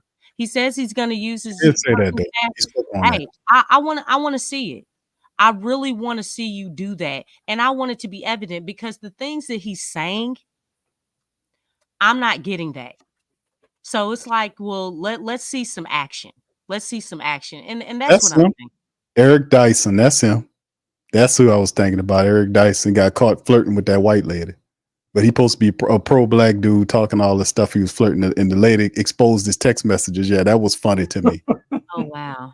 Okay. Oh, yeah. Let's get into some Anyway, let's keep it moving, man. That was connected to something else that Lex had brung up about Willie Green, about his coaching, the second target, the second bullet point of your presentation. So, oh wow, you are so funny. I'm just saying that's what it does. Not that you did my presentation. He was on that Eric Dyson type stuff. That's what it was going on. I just want to hear it, man. You know what I'm saying? I just want to hear it, that growth. Right? Well, you're gonna hear it, Lex, because the training camp is here. The man is he is aware of it. He said it in the presser that he's going to rely on him. He talked about how much of a blessing it was to get James Borrego back. He's very impressed with the staff that he has. He talked about getting Jody Meeks. He talked about Jody Meeks coming in there as the shooting coach. It was one of his former teammates. And like I said, this staff, unlike any, is like a Willie Green staff. A lot of these guys are guys that Willie Green is comfortable working with. There is no excuses. You got a healthy Zion Williamson coming in here in best shape. You got BI here. You got CJ, and you got a point guard that's a floor general that'll be distributing the ball. We got Jose back on a extension, so he's excited. So we got all these other guys. Trey, you heard what Trey Murphy said. He had a really good presser, probably my favorite presser. Yeah, I'm about getting him. Was Trey Murphy's presser. That was my favorite. I like how his energy was on there. And the team is a deep team. It's a very versatile team. I like what Tice said too. I like what Tice said in his interview. I love what Carlos says Mekabic was saying as well. So anyway, what I'm saying in the long run is that the Pelicans are extremely, they're an adjustable team. They're a very, very unique team. They can play a multitude of different formations. It's all on Willie Green to be able to figure out what they need to do along with his staff, because that's the big point right there. To help him take him to the next level, he got to start to get more instruction from those guys behind him. That's what you're supposed to do if you're a good coach. Phil Jackson did it. Phil Jackson, winning them championships, he had a hell of a coaching staff with him. He just was sitting up there doing that shit by himself. He had a terrific coaching staff, and most people have to rely on their coach staff. Man did say that. And so all we could do is just see if he bears it out, if he do it or not. Because I know that it's all on him, man. I've been saying that. There is no excuse. This dude got a floor general. He got 4 20-point scorers. Guys that belong where they belong, like CJ will stay off ball. BI can't be selfish because Dejounte controlling the flow. You got Zion there who has all the gravity. You got shooters here or there. It's up to him to get these guys on the floor. If he doesn't, man, he up out of here. That's what I love about it. It's like truth or dare type stuff going on, either coach or fry. That's what I'm saying. What? But sure, what happened to coach or die? It was too hard. I had to dial back. Willie didn't like the fact that we talking about death. So I had to say coach or fry. That was something kind of. You had to kill a chicken before you fry it. Well, that's what I'm saying. That was inspired by DC because of the pineapples. That wasn't inspired by me. That was fried pineapples, DC. Let's move forward into the one who know how to make them. You introduce the world to them. DC, please. All right, so let's move forward and talk about what else do you guys want to talk about here? The floor is open for the last 15 or so minutes before we close the stream. What other moments of today, 2024 Pelicans Media Day that you guys want to talk about? Yeah, I wanted to kind of talk about visit Trey Murphy, what he was talking about, because I think that's very important to point out, is the fact that Trey Murphy does want to be a starter. Yes. Just that whole thing. I don't know if you had that, but if you do, that would be great to check that out. I don't think I have, but I'm gonna see if I can get it together, Lex. Hold on, I'm gonna see. Oh, here it is, right here. You asked for it. You got it. Here we go. For this team, the numbers. There's been a lot of advocacy for you to be a starter for this team. The numbers show that when you get minutes, the team does well. When you get shots, I think last year when you got 11 or more shots, the team was 22-8. When you got less than 11 shots, you were 13-14. do you view yourself as a starter for this team? Do you feel that you're competing for a starting spot with this team? And if you aren't chosen as a starter based on however the groupings go, how do you play as if you are? I mean, I absolutely think I'm a starter on Lily in the NBA, just in general. I'm a starter. And it's not up to me, but, you know, whatever happens, like, I'm going to be okay. Like, it's happened in the past where, you know, I feel like I could or should start, and, you know, I've come off the bench and I still figure out ways to contribute and help win. That's the biggest thing for me is, you know, helping my team win. And, you know, would love for that to be as, you know, starting the games, but, you know, that's not up to me. Right. All right, go ahead, Lex. Dig in. Hey man, the just the way that he looks, that whole. I mean, did you see that game face? That his face was He's ready. stiff, man. He was like this. He's serious. He ready. You know what I'm saying? Like, Do it again, Lex. Show the people. He couldn't do it. Stop it! Why did you blow it up? Girl. I put you on the spot, girl. Oh my gosh! You couldn't do it. Oh my goodness! You want to try it again, Lex? You'll try it again. Do that a lot, but hey, man. I mean, he had that look, man. He had that look like, hey, man, look, I'm a starter, and he wasn't cracking. His voice was not cracking when he said that. Nope. That was full blown confidence coming out of his mouth as far as being a starter. And then the reporter, I really liked the way he asked the question, because he stated, when you're in the game, you know what I'm saying? When you're in the game, you know, the team plays better. I mean, positive things happen when he's in the game, because obviously he has that synergy and chemistry with Zion. You know what I'm saying? He spreads the floor. He knocks down those threes. And we talked all the time, DC, that he spreads the floor. Mm-hmm. But the thing is, it's like what he brings is like it's automatic. It's automatic. So, I mean, we've been talking about it like in past streams, but I just like that look right there, man. That look right there. I mean, it's like, man, yeah. Like, I know he was saying it nice, but it's like, man, these niggas need to make me a starter. You know what I'm saying? Like, look at his breath, like in it, like it's almost like there was another, you know, in the back of his head. He like, man, yeah, I need to start. It's like compared, like what you said compared to what you really want to say. That's that type of look that he had. But he does deserve to be a starter, man. And the only way that we definitely want to see, we talk about Trey Murphy's potential all the time. We talk about his potential all the time. And the thing is like, he's really not getting that time that he should. I mean, obviously he gets it when somebody's hurt, but consistently, when you have a breakage in your playing time, that affects you. Shoot, ask Jordan Hawkins. Yeah. You know what I'm saying? I mean, it hurts your momentum. You know what I'm saying? To build something up. So I feel him. I feel him. You know, I'm glad that question was asked. I like the way it was asked. And, you know, you can clearly see like, hey, man, I need to be a starter. What y'all doing? Where do I fit in the vision and the direction of the team? Are y'all trying to invest in me? Are you all trying to, do you all even believe in my potential and what I can bring to this team? Do you believe in my fit? I kind of feel like a lot of those things in his facial expression, the way he answered it, I felt like that came out.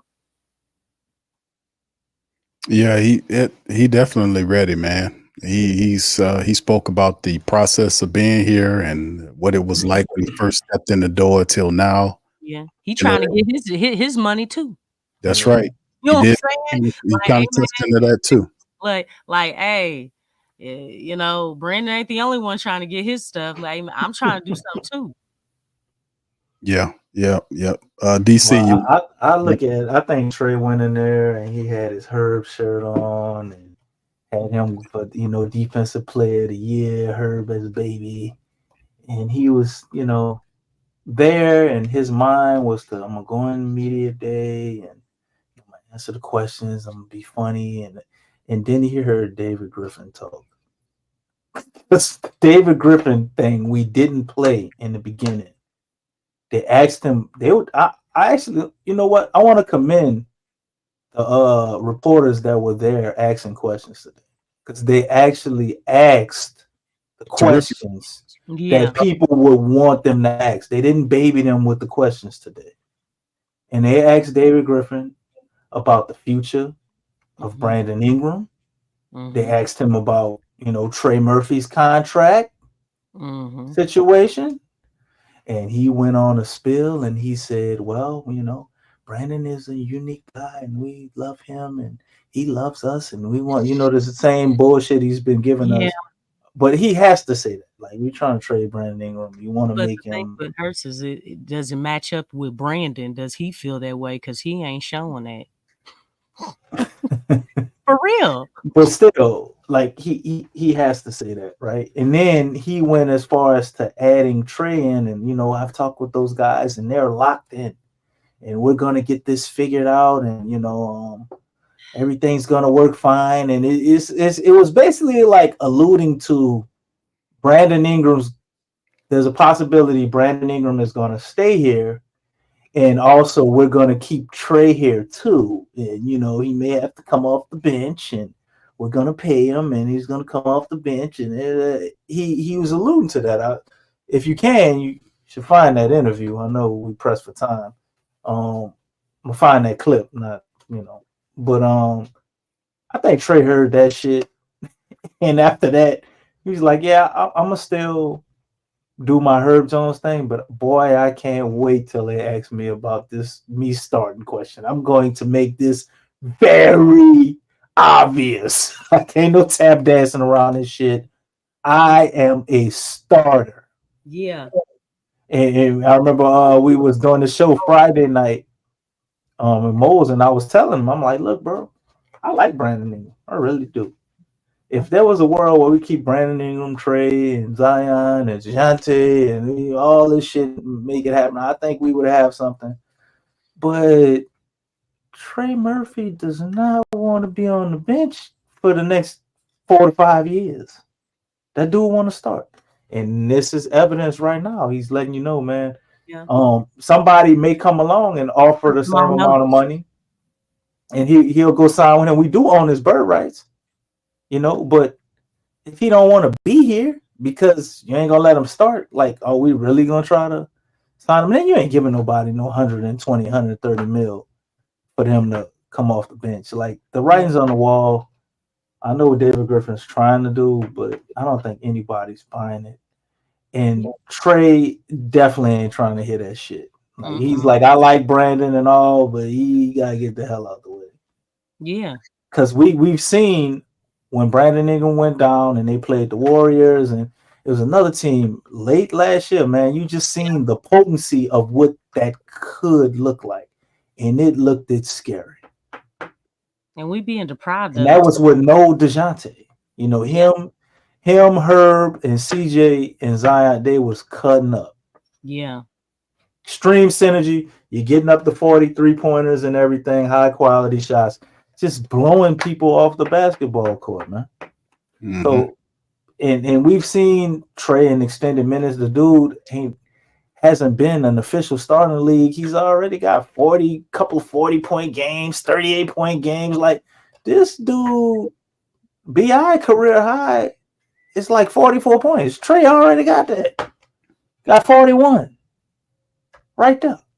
You know what I'm saying? So it's like, you're looking at the situation and you're like, man, that's why I can't get on Willie too much when he says, man, all this talent we have, it still don't make it easy for me to sleep at night.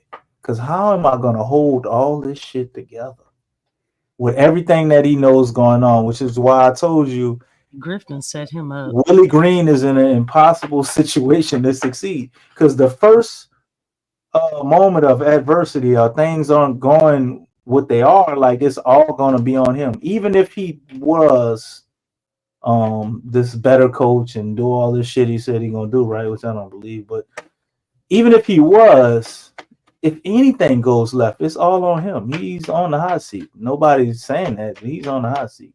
He had an extension, but I'm willing to bet that extension probably was only 2 years. So if they get rid of him this year, you just eat his salary for 1 more year. Judging by how he treats Zion by not wanting to go to bat for him in the media, I don't think it's that much money. So this right here, looking at this, man, Trey is an issue with Willie because he wants to start, and you got Brandon Ingram, also an issue. So they're playing with the idea of not playing a non-traditional center. You know what I didn't hear, and we probably not gonna cover him because we ain't got too much time. And I did want to talk about Dejounte Murray. I don't know if we're gonna be able to get to that. Well, I didn't hear anybody ask a question to CJ McCullough about him being a 6 man. Why is that? They asked everybody else that tap danced around that shit. Nobody asked CJ about being a 6 man. Does Trey know that CJ may still be starting and they're going with a non-traditional center? Because if you go with a non-traditional center, I mean, without CJ out there, can Trey get into that lineup? Yeah, see, that's but then crazy. You got to bump Herb out of the lineup. Yeah, So you still got Herb. You know what I'm saying? And they asked him about what he did to celebrate his Herb don't care about that shit. No, but still though, that's a huge accolade. He was the only guard in that group. He felt like he the best defender in the league. Like I said, it wasn't number one, so he don't care. Yeah, I know, but hey, that's the start, right? I like it. I like it. No, I'm just saying that. So the thing is, you go from getting an accolade like that, and then you go to the bench. You know what I'm saying? I mean, it's almost like this is that's why they should have acted on this stuff, man, because it's I feel friction looking at them pictures. I feel friction and just listening to what everybody is saying, because somebody's gonna have to come off the bench. And I think Murphy, the way he was looking, man, I did my time. It's somebody else's turn. You know what I'm saying? It's like, hey man, I've been coming off the bench.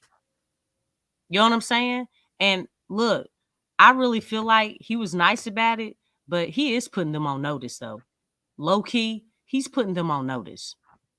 Like, I feel like I'm a starter in the NBA. He didn't say for this team. He said the NBA.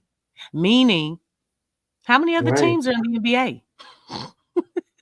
Right. You know what I'm saying? I mean, that was a good point you made, DC. I mean, because he's talking about, man, I can go anywhere and be a starter. All right, let's go ahead and touch on the last topic here. Y'all mentioned CJ and talked about the question about. I need to talk about CJ. His interview. Yeah, we can. I like to hear. I almost fell asleep on CJ interview. Yeah, I did fall asleep on CJ. He was the worst interview of them all, if you ask me. It wasn't really. He had a lot of information. It just was it was so cookie cutter and boring. Like he was a nothing. Politician. He was a politician, a state representative. Just be a human for once. No, because we got that in Griff, and he's the same thing. We don't need that. Griff is in love with good human beings because he isn't one. That's right. Because it's mechanical and meaningful. We got 2 clips from Dejounte Murray. He'll be the last topic about discussion tonight. Here's 2 clips from Dejounte Murray. The first one is he's talking about the fun part about being in the city of New Orleans. Here we go. How smooth your transition has been to the city. What's been maybe the most fun part of your adjustment so far, whether it's been reaction to people on social media or people that you've run into in person? in New Orleans. I've heard players in the past have said that one of the funny things about New Orleans is that there's like thousands of coaches here. Like people that are going to give coaching advice and stuff like that, or advice to players. Like, so what's been the most fun part about it so far? I mean, the fun part, just, being here. Like I said, I'm thankful and grateful, for my blessings. Each and every day, I'm blessed to wake up. I give thanks to God. So, like I said, I'm thankful and grateful to be here. I'm still trying to figure out and learn everything, taking a day at a time. But me and my family's thankful and grateful. One thing I can't say, though, is the potholes, man, everywhere. They remind me of my neighborhood. I feel like I'm in the back streets of my neighborhood everywhere I go. So that's one thing I do not like. He was throwing shade to like the government, right? The you know what I'm saying? Well, he want him. Nah, I'm gonna tell you what's going on. He probably want him to fix some stuff where he be at, because they are doing all type of road work around the city, Lex. The Super Bowl coming here, and they are not sparing any expenses trying to fix all the potholes. I lost 2 tires at a pothole coming off the freeway, but they didn't fix it, Lex. Them ain't potholes. Hey, that's a cave. Peel your rims back like a can of tuna. They ain't playing. Oh my gosh, those are not potholes. How did you lost 2 wheels? They just fell off and rolled down the street. No, not that bad. I dented them and blew out some tires too at the same time. I'm like, God damn. Yeah, just remember DC's tires make pineapple skin. So I mean, that's not hard to do. Hit a tough bump like that and just. Q, if I did have some tires made of pineapple skin, you would be the first to know, because we would be promoting that shit on the show. I would be a billionaire. You ain't lying. Let's get some tires out of pineapple skin. Let me tell you. Let's get it. You wouldn't even have to report that. So everybody know that's bullshit. I bet you. So the demand for tires is very high. They jack them prices up. We got a used tire shop on every corner, Lex. For real? They're charging about $70 for a used tire. Hold on, that's the tires that people that gave away at Goodyear and stuff. DC, come on, brother. No, that's the truth. We got a 24-hour used tire shop on Claiborne. It's open 24 hours. Oh, okay, wow. So people that want some blowouts because of the pothole. Chilling. Y'all need to riot. You know got a 24-hour tire shop. Our tires alone. DC don't even stay in New Orleans, man. So I mean, he just, I don't know what he was doing over there. How I know all this? Because you was riding around. You seem shocked. Ask anybody who be around Claiborne about the 24-hour tire shop. I bet you they tell you all about what a 24-hour tire shop is. I'm from the city, and I'm telling you off top that they do have a lot of construction going on. They work from the ritzy areas to the rest of the areas. You know how that go. West End's getting a lot of work done. A lot of work is getting done right around the CBD, which is what I'm thinking where you were at that time. They got a lot of work going around the Dome. I know Gail just built a brand new BMW franchise right across the street from the Dome on Poitras. So they got a lot of. It used to be Mercedes. Remember that? Yeah, I know. She got it going on. He took that logo off the Dome and kicked that dealership out of there. Straight up.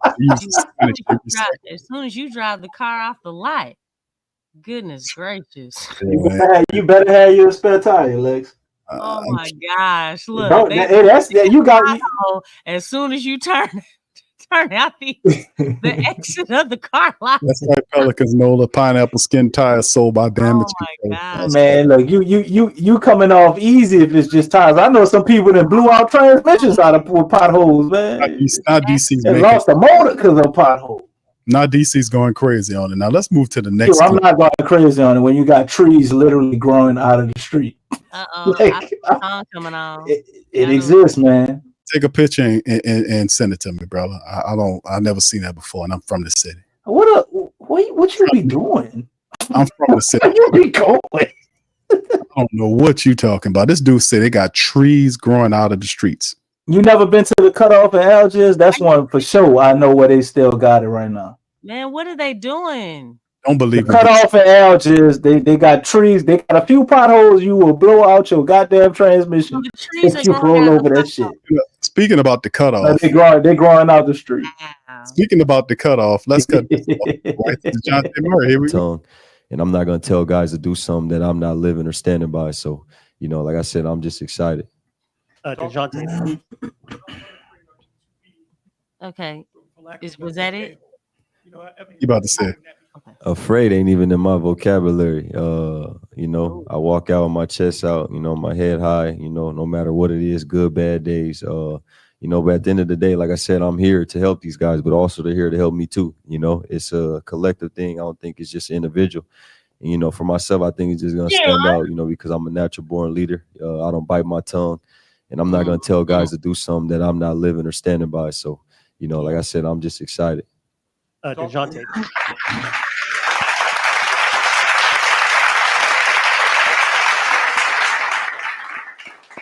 I've been telling you. I like that part. I don't bite my tongue. All right. Yeah. So Lex, we're gonna start with you in DC. This is the last one that we got. What do you think about that? Oh, that was beautiful. It was well said. It's what we need. Don't bite your tongue, man. Get up in somebody's face. Let them know. But everything that everybody has said about Dejounte, dominant personality, alpha leader. You know what I'm saying? Like when you listen to those words, man. I mean, that's what this team needs. And then look at that facial expression, man. Look at that. He said a little attitude too. You seen his face? I know. Yeah, look at that facial expression. I love that, man. That got a killer about it, don't it? Like, you know what I'm saying? We're like, man. He was like, man, say something to me. Say something. I'm gonna get with you. That's what he looked like. That's what he looked like, man. I love it. This team needs more of that. You know what I'm saying? I don't bite my tongue. You know what I'm saying? Said that with authority, man. But yeah. This team needs that. Been needing it. Now we got to weed out all the other laid back stuff so we can get some more of that. Well, listen, you command. That's the thing. Him saying that is he ain't biting his tongue. He talking to Zion. He talking to Brandon. He talking to CJ. This is great.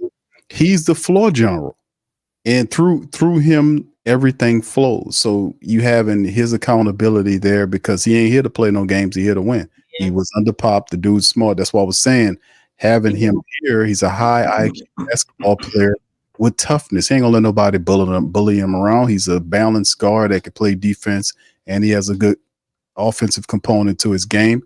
And like I said, man, this dude bringing a lot of great attributes to the Pelicans, and that should help everybody, including coach and everybody. We'll get on the same page. DC, what do you think about that, brother? I mean, I think it's awesome, man. We got a lot of turmoil and different things. We talk about this team, a lot of things up in there, but I think this dynamic that he brings, man, we ain't even got to his play yet. Just his personality, the way he fits the city, he's embracing the city. He seems right at home, and it's been like that since day one, man. He is kind of a representation of what we're looking for when you're talking about the team embodying the energy or the spirit of the city. Then we got a guy like Dejounte. He is, I guess you could say Herb too, but Herb don't really talk. But Herb, they like us. You know what I'm saying? Like you can see us in them. Because those games, like, can you imagine Dejounte being on this team that Warriors game when they were trying to push us around and Draymond was doing all of that stuff? How do you think that would have went with Dejounte out there? I'm not saying he single-handedly changed everything, right? But it definitely would have went a lot different. Us being punked and pushed around. I mean, this dude ain't about to just go out there and like steal off on people, start biting people kneecaps and nothing crazy like that. But just the aura and the energy and the confidence that he has to exude throughout the team, taking pride in, standing up. Because sometimes we had these moments where we just, like too laid back, like Lex always talks about, which inspired her to make that beautiful song, To Play with an Edge. he's the embodiment of playing with an edge. That's how this dude always plays. That's how he always is. He speaks his mind. I ain't heard him say nothing phony yet. Straight shooter, tell you like it is, while also being professional, man. I mean, he's done everything right for as what you would do or how you would move coming to this city and to this team. And this interview, just another example of that. And he constantly talks about when they ask him about scoring and hitting 4-quarter shots, man, he talking about getting his teammates involved. He talking about everybody sacrificing. If we all sacrifice, we can do something really special. But we all got to be on board and have the same mind frame. Like, man, he bringing those Spurs talking points. You know what I'm saying? Like, of actually having and being a part of a winning organization and a team. And then I told you before when we found the Brandon Ingram clip, man, this guy has set up under Greg Popovich, Nate McMillan, and Quinn Snyder, all perennial winning coaches. Who, when you look at them, you know, they don't really look like pushovers. Neither one, no, none of you. You always joke, Big Q, talking about Quinn Snyder, my boss. He don't play, bro. Right. You know, he always got up in the stars' faces all the time. So I mean, that's why I say all the time, man, we want that Spurs Dejounte. You know what I'm saying? Don't say that. I mean, Lex. no, for real. Man, I mean, we got to put that to the side. Man, this organization need help. You know what I'm saying? For real. Shoot. And I think you're gonna get it, Lex. Yeah, like, I mean, we need that. It's not, don't think of it so much as that, because you know what? I mean, look at what they done. Look at what Pop's done. You know what I'm saying? We can't deny that. You know what I'm saying? I know Tasha up in here. My thing is like, look, hey, the Pelicans got. Why is it always still funny? You see what I'm saying? The Pelicans got to get there, right? Like, that's something that Pelicans fans have not tasted. You know, as far as really embracing those winning habits, that winning attitude, that killer. You know what I'm saying? That violence, that it factor. You know what I'm saying? I mean, this team needs that. And I mean, in order to really get there, we gotta be aware of what we don't have. And it's nice to have that, man. It really is. Now we need to show it on the court. Start getting in the playoffs every single year. And not just getting to the playoffs, but doing something, winning games, getting to the next round. You know what I'm saying? Consistently. That's something that the Pels have not done. And then obviously being able to win the championship. But first, we got to get to the playoffs and perform at a high level in the first round, go to the second round, get to the finals. You know what I'm saying? We want to taste that stuff. Right? Absolutely. We got to get there, man. That's the bottom line. I think Zion is definitely on your sentiment, Lex. That's what he's super. Let's go. You know what I'm saying? Stop being nice about this stuff, man. I mean, you got to want it. You got to want it. You got to want it. You got to have a chip on your shoulder every single game. The disrespect from mainstream media has been there. I don't know how long, man. It's been there for a long time, and the Pelicans had really a kind of a melancholy approach to it. But you got Dejounte Murray, a fighter like that, and Zion Williamson amped up. I expect to see some change there, man. Some change, man. This is it, man. This is it. For many ways, man, it's a finality to what's going to happen this year. We know whatever happens with Brandon Ingram, we have him now. We have all these other guys, regardless of what the look is. If they're putting Herb off the bench or Trey's coming off the bench, this Jose's off the bench, man, that's a deep bench. It's up to the coach to get this. There's no way around this. It's either coach or fry pineapples. So anyway, shout out to the fan. Appreciate y'all. Before we leave, we're gonna do like Coach or die. You don't like Coach or fry? Mm-mm. Because I like fried chicken. I said pineapples. Okay. What? You said, huh? Pineapples. In fry. Fry. Coach or fry. Pineapples. Okay. All right. So anyway, we're going to get ready to go. Okay, what? Hey, DC. Tasha said that she loves your video. DC. That ain't me. That's some type of Oh, come on, man. There you go.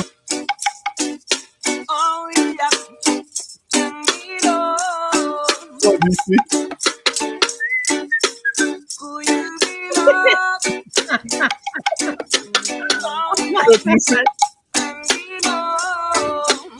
DC going on. Shout out to DC, man. That's my dog, man.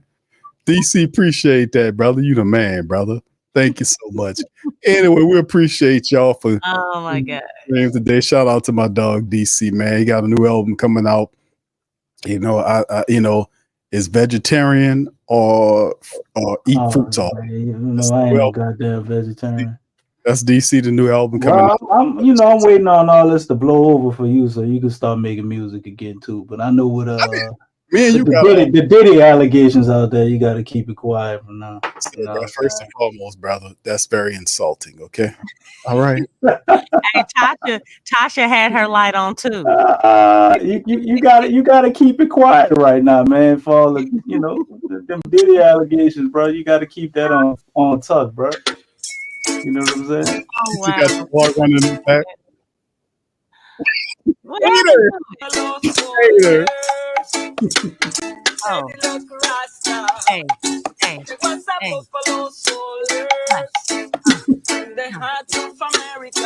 Shout out to DC. What weirdness is this, DC? Oh goodness! What kind of weirdness? That's the face you make every time you put on suntan lotion. Suntan lotion. Them lips looking juicy. What's going on? Is that the light source? What is going on in this picture? This was cute the day after the Diddy party, y'all.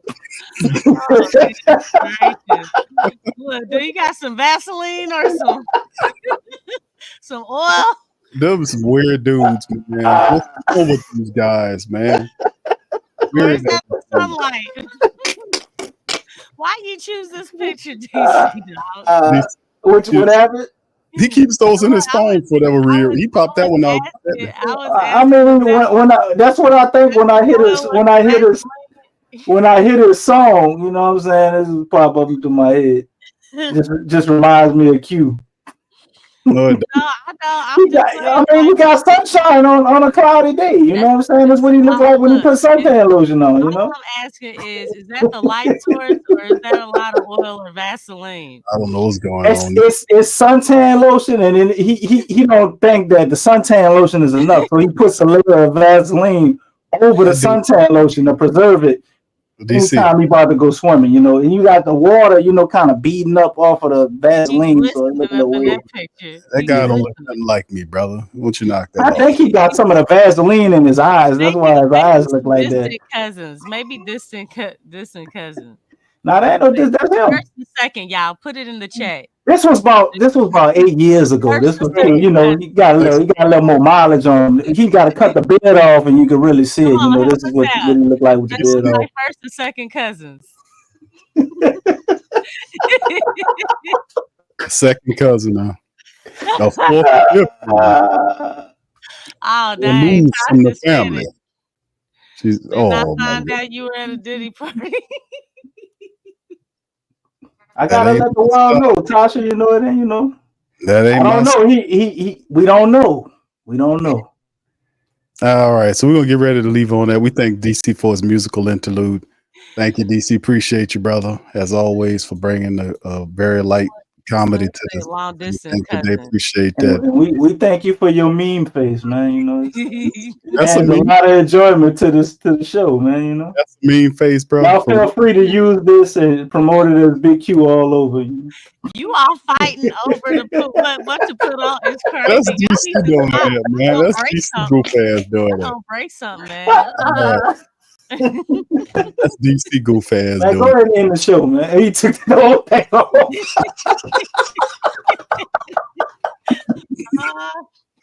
All right, we're gonna get on out of here. Hope y'all had a good time. Appreciate y'all for chiming in on the stream.